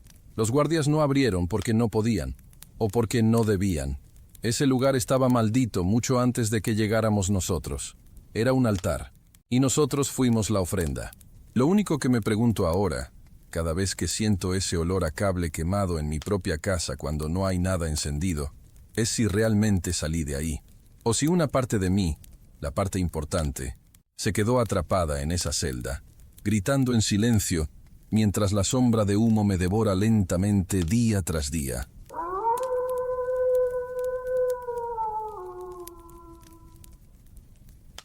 Todo empezó un martes de agosto. El calor en el taller era insoportable. De esos que te pegan la ropa al cuerpo y hacen que el olor a metal caliente y aceite quemado se te meta hasta en el gusto. Me vibró el celular en el bolsillo. Un número desconocido con la Hada del Norte. Contesté pensando que era algún cliente preguntando por una reja, pero era él. Su voz sonaba lejana, metálica, como si estuviera hablando desde el fondo de un tubo de drenaje. Me dijo que la migra lo había agarrado cerca de Piedras Negras, que lo habían tenido en la hielera 3 días y que luego lo habían trasladado a un centro de detención temporal antes de deportarlo. Lo noté raro, no solo triste o derrotado, que es lo normal, sino apagado, monótono. Me dijo, Teban, ya me soltaron. Me pusieron en un autobús de vuelta al sur, pero me bajaron antes. Estoy en una estación, creo. No sé dónde es. Ven por mí. Le pedí la ubicación por WhatsApp. Me mandó un punto en el mapa que marcaba un lugar en medio de la nada, cerca de una carretera secundaria en Zacatecas, lejos de cualquier terminal de autobuses lógica. Le dije que no se moviera, que iba para allá. Agarré mi camioneta, una Ford vieja que traga gasolina como si la regalaran. Avisé a mi tía que Primitivo estaba bien y que iba a buscarlo, y salí a la carretera. Ya estaba atardeciendo. La luz esa hora es traicionera. Todo se vuelve naranja y las sombras se alargan demasiado. El viaje fue largo. Unas 5 horas de puro asfalto agrietado y camiones de carga pasándome a toda velocidad, levantando polvo. Durante el camino, Primitivo me mandaba mensajes de voz. Eso fue lo primero que me empezó a erizar la piel. En los audios se escuchaba un zumbido constante, como de electricidad estática, o de esas lámparas fluorescentes viejas que parpadean. Él hablaba bajo, casi susurrando. No me gusta este lugar, Teban. Las paredes sudan. Le escribí preguntando a qué se refería, si estaba en una terminal o en un Oxxo. Me contestó con una foto. La imagen estaba borrosa, movida. Parecía el interior de una sala de espera, pero las sillas no eran de plástico ni de metal, parecían de concreto, pegadas al suelo. Y no había nadie, solo filas y filas de bancas grises vacías bajo una luz blanca, clínica, que quemaba la vista incluso a través de la pantalla del celular. Lo raro es que él me había dicho que estaba afuera, que lo habían bajado del autobús. Llegué a la ubicación del GPS pasadas las 11 de la noche. No había ninguna terminal. Era una gasolinera abandonada, de esas que quebraron hace años, con los surtidores arrancados y los vidrios de la tienda rotos. El techo de lámina crujía con el viento seco. Me bajé de la camioneta con la llave de cruz en la mano, por si acaso. ¡Primitivo!, grité. Mi voz se perdió en la oscuridad. El silencio del desierto es pesado, te aplasta los oídos. De repente vi una figura sentada en el bordillo de la banqueta, pegada a la pared de lo que antes eran los baños. Era él. Llevaba la misma ropa con la que se había ido, unos jeans gastados y una playera negra de un grupo de rock, pero estaba impoluta. Demasiado limpia para alguien que cruzó medio país. Estuvo en una celda y viajó en autobús. No tenía polvo ni manchas de sudor. Nada. Se levantó cuando me vio, pero no corrió a abrazarme. Caminó despacio, arrastrando los pies. Cuando estuvo cerca, bajo la luz amarillenta de los faros de mi camioneta, le vi la cara. Tenía los ojos muy abiertos, inyectados en sangre, pero las pupilas estaban contraídas, como puntitos negros. «Vámonos», dijo. Su voz no tenía entonación. Subió al lado del copiloto y se quedó mirando al frente. Arranqué y salimos de ahí quemando llanta. Yo quería alejarme de ese lugar lo más rápido posible. «¿Qué pasó, primo? ¿Te hicieron algo?», le pregunté, intentando sonar tranquilo, aunque el corazón me latía en la garganta. Él tardó en contestar. Se miraba las manos, las giraba una y otra vez, observando sus palmas como si no las reconociera.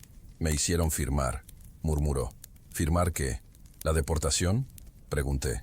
Negó con la cabeza lentamente. «No, firmé que ya no estoy, que ya me fui. Pensé que estaba en shock, deshidratado o traumatizado por el encierro. Dicen que en esos centros les hacen cosas horribles, que los despiertan cada hora, que les ponen el aire acondicionado tan frío que los huesos duelen, que les dan comida podrida». Asumí que estaba delirando por el estrés. Paramos en un motel de paso unas 2 horas después, ya entrando en el estado de San Luis. Yo me caía de sueño y no quería arriesgarme a manejar así. El motel se llamaba El Descanso, un lugar de mala muerte con paredes de yeso fino y olor a humedad y tabaco rancio. Pedí una habitación con 2 camas. Mientras yo me lavaba la cara en el baño, escuché a Primitivo hablando. Pensé que hablaba por teléfono, pero cuando me asomé estaba sentado en el borde de la cama, mirando a la televisión apagada. «Sí, número 4098. Presente». «No, no tengo cordones». «Sí, señor». Estaba pasando lista. Me acerqué y le toqué el hombro. Dio un salto tremendo y se pegó contra la cabecera, temblando. «Tranquilo, soy yo, soy Teban», le dije. Me miró, y por un segundo vi terror puro en sus ojos, pero no miedo a mí, sino miedo por mí. «No deberías estar aquí adentro», me susurró. «Si te ven, no te van a dejar salir». Le dije que ya no estábamos en el centro, que estábamos en un motel, que éramos libres. Él asintió, pero no me creyó. Lo vi en su mirada. Para él, las paredes del motel eran las mismas paredes de su celda. Esa noche no pude dormir. Primitivo se quedó acostado boca arriba, con los ojos abiertos, sin parpadear apenas. Cada vez que pasaba un camión por la carretera y hacía vibrar los cristales, él contenía la respiración. A eso de las 3 de la mañana, el olor cambió. Empezó a oler a quemado, no a leña, ni a cigarro. Olía a plástico y carne chamuscada. Me levanté de golpe, pensando que el motel se estaba incendiando. Abrí la puerta de la habitación y salí al pasillo exterior. Nada. El aire de la noche estaba fresco y limpio, pero al volver a entrar al cuarto, el olor era sofocante. Primitivo seguía inmóvil. ¿Hueles eso?, le pregunté. Él ni se movió. Huele a lo de siempre, contestó. Huele a los que no firmaron. Al día siguiente llegamos a casa. Mi tía lloró. Le hizo su comida favorita, mole con arroz, pero Primitivo apenas comió 2 bocados. Dijo que la comida no tenía sabor, que sabía gris. Se encerró en su cuarto. Los días siguientes fueron una degradación lenta y dolorosa de la realidad. Primitivo no salía. Decía que si cruzaba el umbral de la puerta, el sensor iba a sonar. Yo intentaba razonar con él. Le mostraba que la puerta estaba abierta, que el perro entraba y salía, pero él insistía en que había una línea invisible, un láser que solo él veía. Lo peor eran los ruidos. Empezó a decir que escuchaba a los guardias caminando por el techo de la casa. Nuestra casa es de un solo piso, con techo de losa. Yo subí a revisar, pensando que quizás había gatos o ratas, pero no había nada. Sin embargo, por las noches, si ponías atención, se oía algo. No eran pasos exactamente. Era como si alguien arrastrara algo pesado, metálico, sobre el concreto. Un scraj rítmico, lento, justo encima de donde dormía Primitivo. Mi madre, que es una santa y reza 3 rosarios al día, empezó a poner veladoras. El muchacho trajo un mal aire, decía. Pero yo soy soldador. Soy un hombre de cosas tangibles, de metal y fuego. No creo en brujas. O no creía. A la semana, Primitivo me pidió que le prestara mi teléfono. El suyo no agarraba señal del sistema, según él. Se lo presté. Lo vi marcar un número larguísimo, lleno de códigos, que no parecía un número de teléfono normal. Se puso el aparato en la oreja y esperó. Nadie contestaba, o eso creía yo. Pero de repente empezó a hablar. Sí, sigo aquí. No, no he salido. La simulación es muy real, pero sé que sigo en el módulo C. Sí, el aire está frío. Me quedé helado. Me acerqué para quitarle el teléfono, pensando que estaba teniendo un brote psicótico, pero cuando se lo arrebaté y me lo puse en la oreja, la línea estaba muerta. No había tono, ni estática, nada. Pero la pantalla marcaba una llamada activa de 00.45 segundos con un número que decía desconocido. Colgué y revisé el historial. No había registro de esa llamada.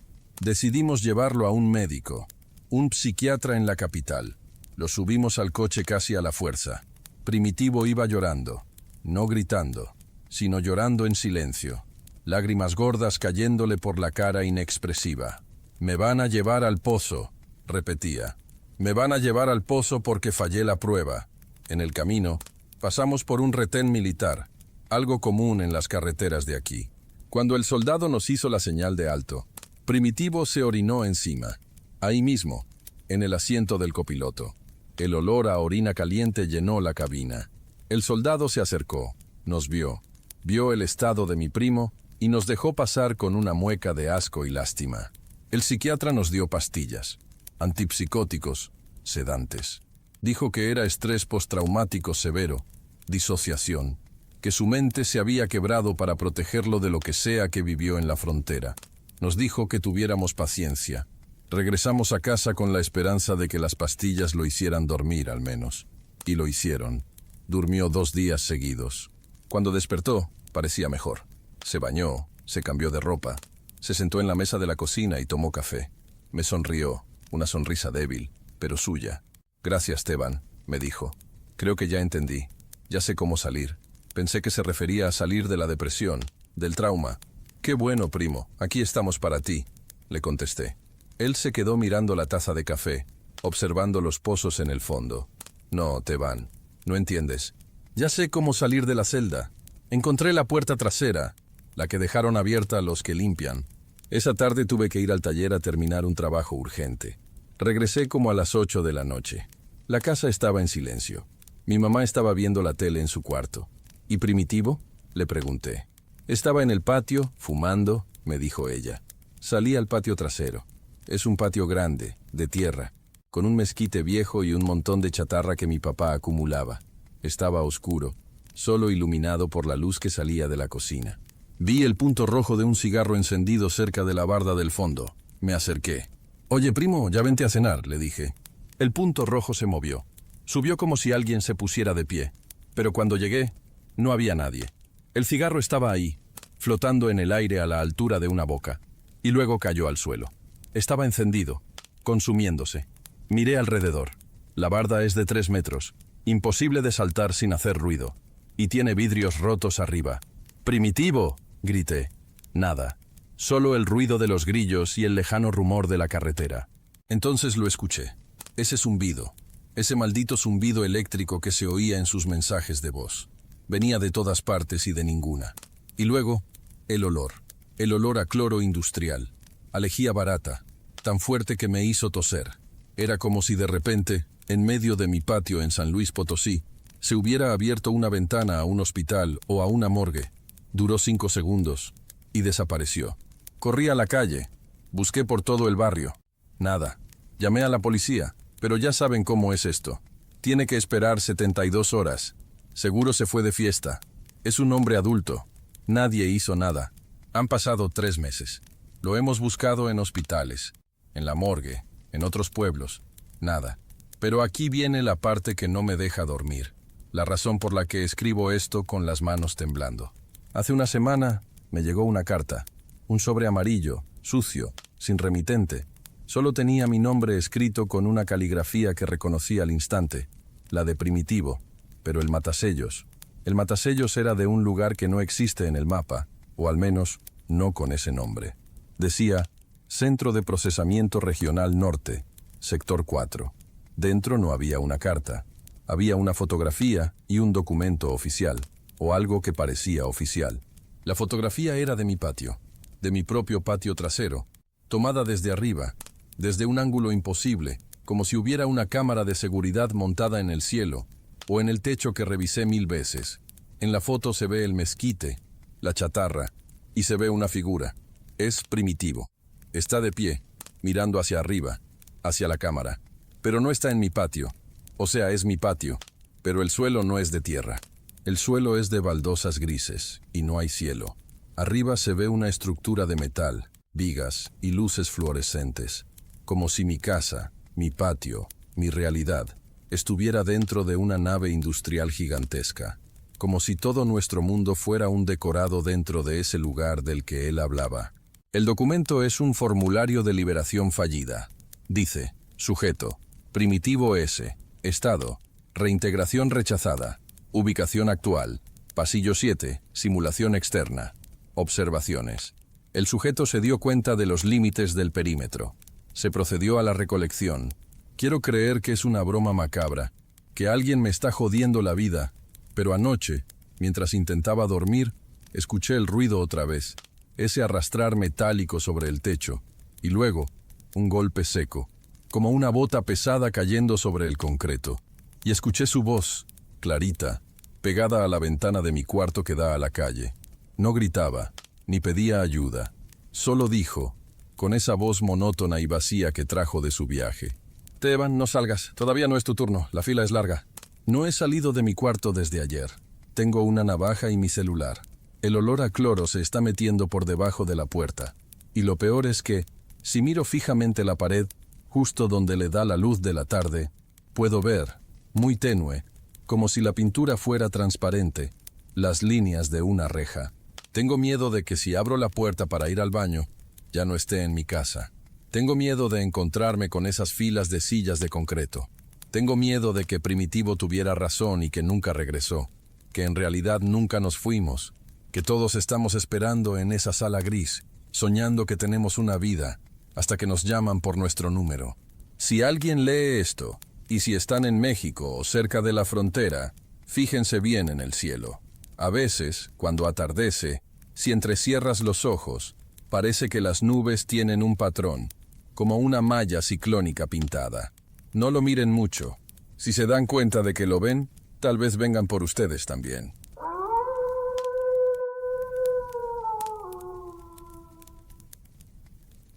Esto pasó hace unos 8 meses. Yo salí de mi país con la idea fija de llegar arriba. Ya saben, la historia de siempre. No voy a decir mi nacionalidad ni dar detalles que me identifiquen porque uno nunca deja de ser ilegal del todo y la paranoia no se quita fácil. Iba con un primo mío, vamos a llamarle Nayo, y en el camino, allá por el sur de México, en Chiapas, se nos pegó un señor mayor, un hondureño llamado Evaristo. Don Evaristo era un tipo recio, de esos que tienen las manos como lija y que hablan poco, pero cuando hablan, escuchas. Decía que ya había hecho el viaje 2 veces en los 90 y que se sabía las mañas del tren. Estuvimos varados 3 días cerca de Arriaga, durmiendo entre matorrales, comiendo mangos verdes y galletas rancias, esperando a la bestia. El calor en esa zona es algo que te aplasta. No es solo calor, es una humedad pegajosa que huele a tierra podrida y a diésel quemado. Cuando por fin escuchamos el pitido del tren, fue como una inyección de adrenalina. Corrimos. Tienes que correr parejo al tren, medir la velocidad, agarrar los barrotes oxidados y jalar tu propio peso hacia arriba mientras rezas para que tus pies no resbalen hacia las ruedas. Es un momento de violencia pura. Logramos subirnos a un vagón de tolva, esos que son como embudos grises para granos. La superficie es de metal corrugado, incómoda como el infierno, pero mejor que los vagones planos donde cualquiera te ve. Nos acomodamos en la parte plana superior, cerca de las escotillas. Éramos nosotros 3, y unos vagones más atrás veía grupos de siluetas, tal vez 10 o 12 personas más. Las primeras horas son tensión pura. Miras a los lados buscando a la migra o a los halcones de los cárteles. Pero una vez que el tren agarra velocidad y te metes en la selva, el ruido se come todo. Es un estruendo rítmico. Clac, clac, clac, boom. Clac, clac, clac, boom. El metal vibra tanto que sientes que te vibran los dientes dentro de la encía. Te acostumbras. Te tienes que acostumbrar. Don Evaristo nos enseñó a amarrarnos. Teníamos unos lazos de nylon. Nos atamos la cintura a los barandales de la pasarela del vagón. Si te duermes y te sueltas, el tren te escupe, nos dijo. Nayo estaba nervioso. Se frotaba mucho la cara. Yo trataba de mantenerme despierto, mirando la línea negra de los árboles pasar como una cinta de película velada. La primera noche pasó sin novedad, más allá del frío. Nadie te dice cuánto frío hace ahí arriba cuando el tren va a 80 kilómetros por hora a las 3 de la mañana. Te cala hasta los huesos. Pero lo raro empezó la segunda noche. Estábamos cruzando una zona muy solitaria. Creo que ya habíamos pasado Tierra Blanca. El tren bajó la velocidad, pero no paró. Iba lento, pesado. La oscuridad era total. No se veían luces de pueblos, ni faros de carretera a lo lejos. Solo selva y cielo. Yo estaba medio dormitando, con la cabeza apoyada sobre mi mochila, cuando lo escuché. No fue el ruido del tren. El ruido del tren es constante. Es una base. Esto era diferente. Era un thump, thump, thump. Sonaba metálico, pero apagado. Como si alguien golpeara el techo del vagón con un mazo envuelto en trapos. O como pasos. Pasos pesados. Abrí los ojos y miré a Nayo. Él estaba dormido, con la boca abierta. Miré a don Evaristo. El viejo estaba despierto, sentado con las piernas cruzadas, mirando hacia atrás, hacia la cola del tren. Tenía los ojos muy abiertos, brillando apenas con la poca luz de las estrellas. ¿Escuchó eso, don?, le pregunté casi gritando para vencer el viento. Él no me miró, solo asintió muy lento y me hizo una seña con la mano. Silencio. Me quedé quieto. El sonido paró unos minutos. Pensé, bueno, es la carga que se mueve o algún fierro suelto. Uno siempre trata de buscar la lógica, ¿no? No quieres creer que hay algo mal. Pero luego volvió. Thump, thump, thump. Esta vez más cerca. Venía de los vagones de atrás. Me desamarré con cuidado y me asomé un poco por el borde de la tolva para ver hacia la retaguardia. El tren hacía una curva larga, y eso me permitió ver la fila de vagones como una serpiente de acero. Lo que vi me heló la sangre más que el viento. Sobre el tercer vagón detrás de nosotros había alguien, o algo. Era una silueta. Al principio pensé que era otro migrante, tal vez buscando un mejor lugar o huyendo de alguien, pero la forma en que se movía no era humana. No caminaba tratando de mantener el equilibrio como hacemos nosotros. con las piernas abiertas y los brazos extendidos. Esta cosa corría. Corría sobre el lomo del vagón, saltando los huecos entre vagón y vagón con una agilidad enferma. Y lo peor era la postura. Iba encorvado, casi a 4 patas a veces, y luego se erguía. Era demasiado alto, flaco, como un palo seco, pero alto. Me agaché de golpe, con el corazón martillando en la garganta. «Don Evaristo, viene alguien», le dije, sacudiendo a Nayo para que despertara. Nayo se despertó asustado. «¿Qué? ¿La migra? Son las ratas», así les decimos a los asaltantes. «No sé qué carajos es, pero viene saltando los vagones», susurré. Evaristo sacó un machete viejo que llevaba envuelto en periódico dentro de su morral. No dijo nada, solo se puso en guardia mirando hacia la escalera de nuestro vagón. Esperamos. El sonido de los pasos se detuvo. Pasaron 5 minutos. 10. El tren seguía su marcha monótona. El alivio empezó a bajarme la guardia. Seguro se bajó, pensé. O se cayó. Muchos se caen. Entonces, justo encima de nuestras cabezas, en el techo del vagón donde estábamos sentados, ¡tamp! Un solo golpe seco, pesado, justo en el centro de la lámina. Nayo soltó un grito ahogado y se pegó contra los barandales. Sentimos la vibración del impacto en las suelas de los zapatos. Algo había aterrizado ahí con nosotros. Pero no lo veíamos porque estábamos en la pasarela lateral, un poco más abajo del nivel del techo cóncavo de la tolva. Lo que fuera que había caído estaba al otro lado de la curvatura del metal. El olor llegó primero. No olía a suciedad humana, ni a alcohol. Olía a... ¿cómo explicarlo? ¿Han olido alguna vez cuando llueve sobre cobre caliente? Un olor a óxido eléctrico, mezclado con algo rancio, como carne que lleva días al sol. Escuchamos un rasguño. Screech. Lento, como si estuvieran probando el metal con un clavo. «No miren», susurró Evaristo, con una voz que nunca le había escuchado. Un hilo de voz tembloroso. «No levanten la cabeza». «¿Qué es?», lloriqueó Nayo. «No es gente. No miren». Yo soy un hombre racional. No creo en brujas, ni en nahuales, ni en la Llorona. Pero en ese momento, con la oscuridad absoluta alrededor y estando en medio de la nada, la racionalidad se te rompe. Escuché una respiración. No era el viento. Era un siseo húmedo, justo encima del borde del metal, a medio metro de mi cabeza. Si yo hubiera levantado la vista, habría quedado cara a cara con lo que fuera que estaba ahí arriba. Sentí una presión inmensa, como si el aire se hubiera vuelto sólido. Tenía la certeza absoluta de que esa cosa me estaba oliendo. Sabía que estábamos ahí. Nayo, mi primo, siempre fue impulsivo. El miedo lo hacía reaccionar mal. Empezó a tantear en su bolsillo buscando su navaja. «¡Quieto, chamaco!», le siseó Evaristo. Pero Nayo no hizo caso. El terror lo dominó. Se levantó de golpe gritando: «¡Que se vayan a la verga!», y apuntó con su linterna pequeña hacia el techo del vagón. La luz cortó la oscuridad, y lo vi. Fue menos de un segundo, pero se me grabó en la retina como una quemadura. No tenía ropa. Era una piel grisosa, tirante, pegada a los huesos. Las extremidades eran demasiado largas, con muchas articulaciones, como las de una araña o un insecto palo gigante hecho de carne humana. No tenía cara. Donde debía estar el rostro, solo había una superficie lisa, cóncava, de piel húmeda, sin ojos, sin boca. Pero cuando la luz le dio, la cabeza giró hacia nosotros con un movimiento brusco, mecánico. La cosa no atacó, no gritó. Simplemente se dejó caer hacia atrás, hacia el lado contrario del vagón, desapareciendo en la oscuridad del otro lado de las vías. Nayo se quedó paralizado, con la linterna temblando. «¿Viste eso, Lío? ¿Viste eso?», me decía, histérico. Yo no podía hablar. Don Evaristo se santiguaba una y otra vez, murmurando cosas en una lengua que no entendí, quizás garífuna o algo indígena de su tierra. Pasamos el resto de la noche espalda contra espalda, con los cuchillos en la mano, sin pegar el ojo. Cada vez que el tren frenaba o hacía un ruido extraño, saltábamos. Pero no volvió. Cuando amaneció, el sol disipó un poco el miedo, como siempre pasa. Las cosas de la noche parecen estúpidas bajo la luz de la mañana.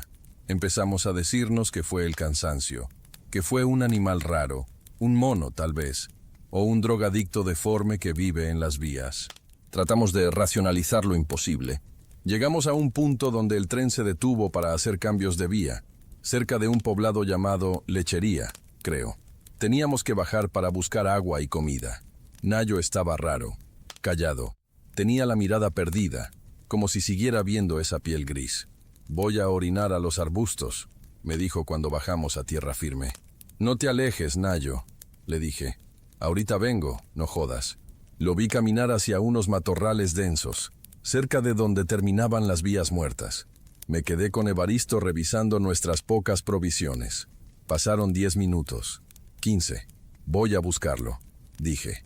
Fui hasta los arbustos. «Nayo, vámonos». Nada. Me metí entre la maleza. Había huellas de sus botas en el lodo. Las seguí unos metros hasta que llegaban a una vieja caseta de mantenimiento de concreto, de esas que están abandonadas y llenas de grafiti.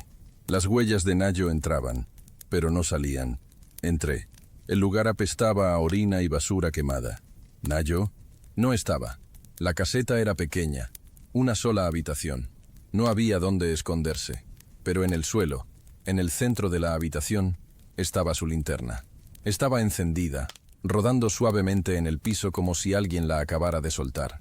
Y en la pared del fondo, arriba, casi pegado al techo, había una mancha de humedad fresca, como una mano. Pero los dedos eran larguísimos, de unos 20 centímetros cada uno. Salí corriendo. Grité su nombre hasta quedarme afónico. Evaristo vino y me ayudó a buscar. Preguntamos a otros migrantes que estaban en la zona. Nadie había visto a un chico de gorra azul. Nadie había escuchado nada. El tren pitó. Iba a arrancar. Tuve que tomar la decisión más culera de mi vida. Me quedaba a buscarlo y me arriesgaba a que la migra me agarrara o me mataran ahí mismo. ¿O me subía? Evaristo me jaló del brazo. «Muchacho, él ya no está aquí. Vámonos. Si te quedas, te lleva a ti también».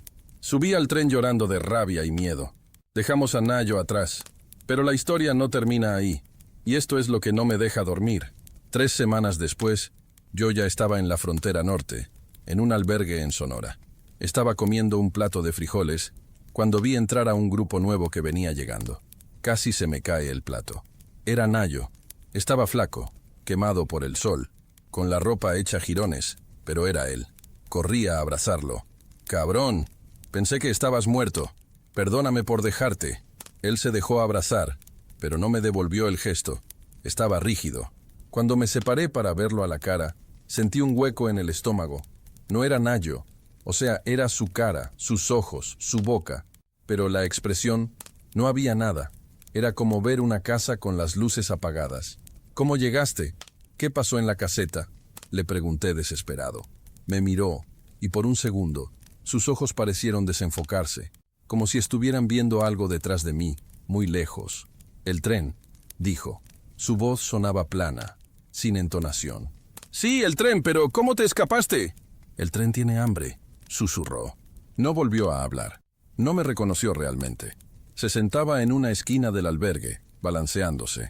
A veces hacía ese movimiento con la cabeza, ese giro brusco y mecánico que yo había visto en la cosa del techo. Una noche, me desperté en el albergue.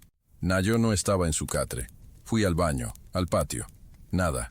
Pregunté a los encargados. Nadie lo vio salir. Simplemente se esfumó. Nunca más supe de él. Pero a veces, cuando estoy solo en mi departamento y pasa el tren de carga a lo lejos, vivo cerca de las vías aquí en la ciudad, escucho el sonido. No el del motor, ni el de las ruedas. Escucho thump, thump, thump en el techo de mi edificio. Y sé que no son pasos humanos. Y lo peor es que anoche, cuando escuché eso en el metro, no estaba solo. Un señor a mi lado, un tipo de traje, muy normal, levantó la vista hacia el techo del vagón con cara de terror absoluto. Nos miramos.